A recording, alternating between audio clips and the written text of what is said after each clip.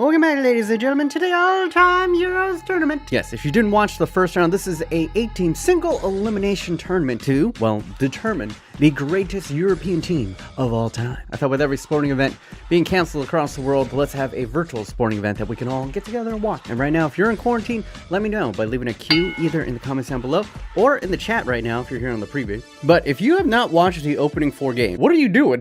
It was pure chaos. So I'll go ahead, leave a link up in the iThingy right now that you can go and click on, get all caught up. I don't want to spoil anything, so I'll give you a second. All right, now I'm gonna spoil stuff because today we got the semifinals. Whoever wins this one makes it into the grand finals of the all-time Euro tournament.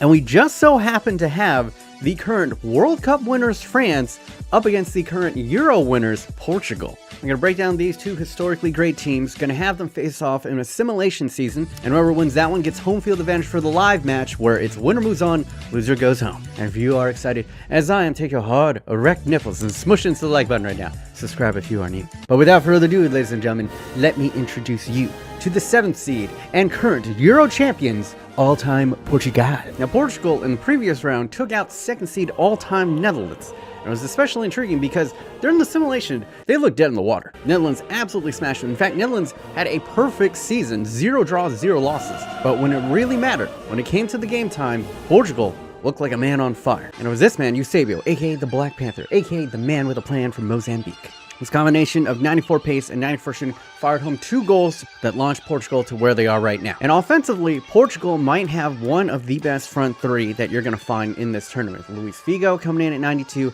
and of course, throwback Cristiano Ronaldo coming in at 94. It was their backline primarily that gave me concerns because, let's be blunt about it, they have the worst defense in this tournament. You have 84 Pereira, who's playing out of position at left back, and then you have João Cancelo at 84 at the right back position. And then in the middle, you have pretty good players in 88 throwback Pepe, as well as a recreated Ricardo Carvalho coming in at 87. But what made it especially intriguing was Portugal actually went into that Netherlands bout undermanned. You might notice there's a new face in net. In the previous round, it was Anthony Lopez coming in at 85. But people in the comment section definitely told me that I missed 2 Portuguese legends that were in FIFA 16. First one being the legendary keeper, Vitor Baia. For those who are unfamiliar, Vitor Baia was one of the greatest goalkeepers of his generation. He's won a Europa League Cup, he's won the Champions League Cup, and was named best keeper in all of Europe in 2004, an honor that no other Portuguese keeper has ever earned. And in the midfield, you have 2 icons in Rui Costa as well as Deco, and then at the camp position, you have Bernardo Silva, who had a brilliant flick-up assist in the previous match. On the bench, you got Flashback Quaresma coming in at 89, Flashback Nani coming in at 87. The current man of the moment at Manchester United, 85 Bruno Fernandes. You have other players like Pizzi, Anthony Lopez moves to the bench, Gian Moutinho, and the other legend that I missed was this man, Pauletta. In his prime, Pauletta was considered one of the most clinical strikers in all of Europe. Pace, athleticism with good technique and 2-footedness, while also being very adept in the air. And then rounding out, you got Pereira, you got Guerrero, Carvalho, recreated Danny, Rui Patricio, recreated Mira, and Nelson Semedo. This all-time Portuguese side coming out to an attack of 90, a midfield of 87, and a defense of 85. But how does it compare to the all-time French team? This all-time French side was dominant in their performance up against Germany, both winning the simulation as well as basically cruising past them in the live action match. Scored 2 goals, first one from Emmanuel Petit coming up from his left back position, that was surprising. And then the rest of the game was basically Thierry Henry terrorizing the back line. But this French side as well is going to get a couple of reinforcements because I don't know how I didn't include him, but Franck Ribéry was left off of this side initially. He was part of the historically great teams alongside Zinedine Zidane in the late 90s and early 2000s, coming in with 92 pace, 93 dribbling. We're going to slot him in ahead of Robert Pires. Robert Pires didn't really do anything, either bad or good in the last one, so why not go ahead and mix it up a little bit. Then on the right side, you have Kylian Mbappe. Also opted maybe to put Pires here, but I thought Mbappe played really well in the first match, so we're going to leave him in. Midfield and captain on this side, obviously, it's going to be Zinedine Zidane, aka headbutt guy. He was quietly pulling the strings in the first match, but hasn't really announced himself yet. I believe he is the highest rated player overall left in the tournament, coming in at 96. Behind him, you have the best defensive spine that you could find, Patrick Vieira, the monster, the giant. And then you have Claude Makelele coming in at 90 overall, playing the more N'Golo Kante role. Backline, you have a bunch of legends, and Emmanuel Petit coming in at 90, Laurent Blanc coming in at 91, Desailly coming in at 91, and Patrice Evra playing out of position, out on the right back position, but he comes in at 89. Another one in the comment section reminded me of this, but Steve Mandanda actually had a 89 rated card all the way back in I think like FIFA 08, 010. He was actually on the 2018 squad that won the World Cup, and he would have been on a lot more of the French national squads, but he's just kind of had a career riddled with a lot of unlucky injuries. But his 89 rated card back in the day made me remember how freaking good he used to be, as he is a 5-time winner of the League Goalkeeper of the Year award. So he's going to be replacing Sebastian Frey in between the sticks. And on the bench, you have one of the most well-rounded strikers of all time, and Trezeguet coming in at 91. You got Titi coming in at 87, and N'Golo Kanté coming in at 89. Robert Pires, who we spoke about earlier. Hugo Lloris is the backup keeper. Antoine Griezmann's coming in at 89. Paul Pogba, who had a nice assist in the first match. Emma Laporte coming in at 87. Matuidi coming in at 86. Theo Hernandez, Sebastian Frey once again, and Rafael Varane rounds out the squad. With this all-time French squad coming in with an attack of 90, a midfield of 91, and a defense of 90. They're the high seed and the presumable favorites to win this tournament, which means they'll probably get knocked out today. I am still single-minded. Yeah, even though they're in the quarantine, no one match with me on Tinder. If any of you guys got hot sisters, don't send them to me.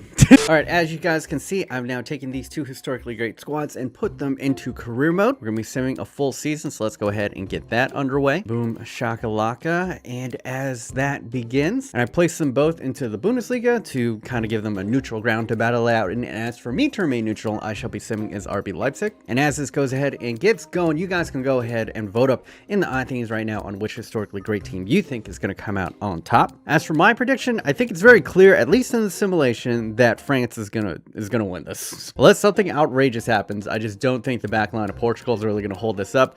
If they're gonna win this whole thing, it's gonna be through offense, and it's gonna be through the live action match. But I guess we'll find out at the end of the season. Take it away, Time Wizard. Go, Time Wizard! All right, boys, it's on June 1st, 2020. Let's see how the lads did at the end of the season. And boom, ooh, Portugal apparently heard me talking shit, because the handsome one, Lord Farquaad himself, Luis Figo, has won the Golden Boot with 28 goals. Right behind him, Cristiano Ronaldo coming in with 27. Thierry Henry, though, coming in for France in third place with 21 goals. Zidane contributing 18. Eusebio coming in with 17. And then you got Antoine Griezmann, as well as Franck Ribéry, also on this list. Go over to assists, and okay, France coming back. Zinedine Zidane wins the Golden Ball, 16 assists. Second place is Forsberg. In third place, the new boy, Franck Ribéry, coming in with 13. Then behind him, you got the two wingers for Portugal. You got Luis Figo coming in with 11. Ronaldo coming in with 11. Thierry Henry coming in with 10. And then Deco right behind them, coming in with 10 as well. Pretty naked. Oh, Portugal. New boy Vitor Baia coming in with 24 clean sheets. Although Hugo Lloris is in second place with 18 clean sheets, but you go all the way down, take a little peeky, and Steve Mandanda coming in with 6, which would tie them at 24 clean sheets apiece. This is very, very close. Okay, as expected, I'm in third place, and the winner and home field advantage goes to Portugal. Portugal have done it.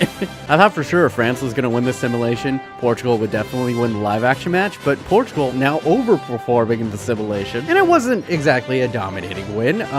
Portugal had 99 points to France's 97. But I'm gonna be honest, this tournament has yet to disappoint on all levels. It's been an absolute joy recording this, and hopefully you guys will enjoy this too. But now, let's take it to the live action portion. Go, Time Wizard! All right, boys, so here we are in the live action portion. As you can see, Portugal has the home field advantage. Unfortunately, after doing some research, there does not seem to be a actual Portuguese stadium in the game. So they're going to be playing at the Sevilla Stadium, which was like the closest stadium to Portugal that I could find. But as you can see, legendary difficulty, CPU on CPU. I'm not going to touch anything. Oh, and there you go. As you see, these two historically great teams stride out onto the pitch. Go ahead, vote up in the iThings right now which team you think is going to move on, which team is going home. And look at that, Eusebio, can he pull his magic again? Oh, but that man might have something to say about it. Zinedine Zidane and the bald spot, fearsome as ever. And as for my prediction, I just have a feeling. That Portugal's going to pull it out. That's all I'm going to say. And I must say, the Sevilla Stadium fits Portugal pretty well. Looking La Roja as fuck. All will be revealed now in the semi-final. Let's begin. Zidane calling for it. Brilliant pass. And already France is in. Put it to the back post. And Andre's there. Oh my God. Playing it down the line. Ribéry using his pace. He could send it in. Gets rid. Cutting inside of the box. Laid off for Henry. And oh no, that was Vieira. My bad. A little bit racist of me. I saw a tall, balding black guy. And I thought, Henry. But look at this. Oh, great save. Getting low real quick from Baia. After an electric start, it's quieted down for both sides, but ooh, great overlap from Patrice Evra. He's got space in front of him. He's getting tracked down from Cristiano Ronaldo, but he's not going to get there in time. Henry gets ahead of it, but Baia once again called in for the save. Here we go, first corner for Portugal. Rui Costa opts to go short. Bernardo is at the back post. Mandanda punches it out, And that is going to be it for the first half. Pretty much all France. Oh, apparently neither team have really had much going. France had that one shot from Patrice Evra, one shot on target. The possession being nearly 50-50. Very much anyone's game in the second half. Zidane looking down to Mbappe. He's been rather quiet this match. Often more to go the Franck Ribéry route. Makelele, though, showing a turn of pace. Zidane puts it forward. Henry's in. He shoots, and Baya once again another save, but the ball stays in play until it's kicked out by Deco. Magic work there from Zidane and Henry, but once again, the addition of Baya has been crucial to keep Portugal in this match. Ooh, higher pressing, causing Portugal a couple of issues, but oh, immediately undone. Mbappe charging into the box. Sent it there. Zidane! But once again, they cannot find the back of the net. France have had chance after chance after chance, and Pepe this time, the one to deny.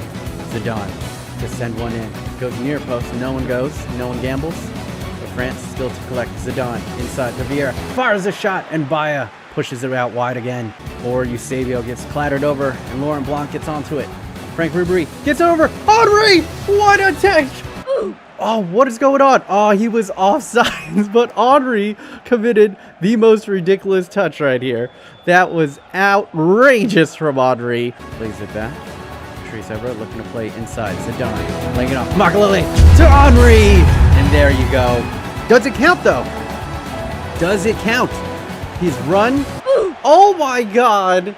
Thierry Henry was offsides again. Again! Unbelievable. Electric champagne football from the Frenchman and undone by the offside flag. Now Conte playing it forward to Petit, doing some step overs. And what? João Cancelo is just frozen to the spot. Petit with the free header. Oh my God. But that is... Oh! We got a free kick in the second minute of injury time. Can Zinedine Zidane put this onto the noggin of one of his Frenchmen? Zinedine Zizou steps up, goes long to Henry. And yeah, Ronaldo's just going to get on there. That was a little bit anticlimactic, not going to lie. For the second match in a row, we were going to extra time, boys. Pogba fired down the line.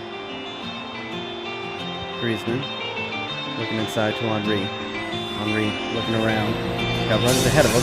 Pogba shoots! Is denied and then scores! Oh my God! Paul Pogba just took this team on his back. I thought he was offsides for a second. Nobody was marking him, running through the channels. Is denied again, once again, by Vitor Baya, who's been tremendous in this match. But the second shot will not be denied. France finally find the breakthrough on the edge of the first half of extra time. Paul freaking Pogba. Really, that's the man who's going to be the difference between these two all-time teams, Paul Pogba. I mean, he does play well for France. And now just one period of extra time for Portugal to rescue this. Gives it over. Oh, João Moutinho, can he see him? He spots him. Luis Figo is in. He's going to play it across, but Petit, what a tackle. Luis Figo sends him the cross there. Trying to get it. Is it a penalty? Nope, it is a corner. Needs to make something happen off of this. Carvalho trying to down it for Eusebio. Oh, but Conte, great intervention. And now they are streaking forward. No one's in front of Thierry Henry. He knocks it forward. He's getting chased down right here. What's going to happen? Gets it over to Griezmann. João Cancelo gets there in time.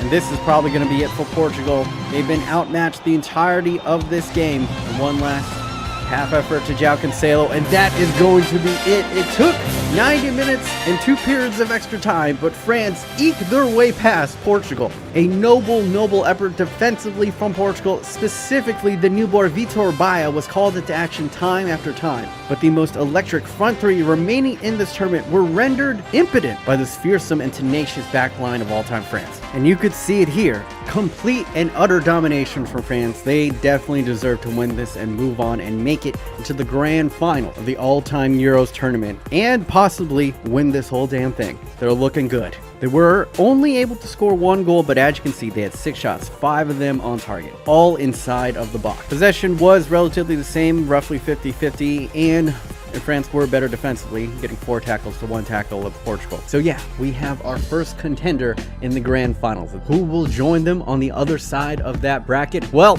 you're going to see that semifinal this Saturday, as it is all-time England versus upset starlets all-time Belgium. Aylin boys, are you ready? Are you ready for it to come home? But yeah, if you have not caught up on this entire series, you want to relive all those fun moments, go ahead and click over here, Dinks and Foos. You want something a little bit different, go ahead and click over here, Dinks and Foos. But yeah, that's gonna pretty much be it for me, B-Modest. Hopefully you guys are having a wonderful day. Remember, wash your hands, stay inside, sanitize your goddamn phones, and until next time, boys, stay thick.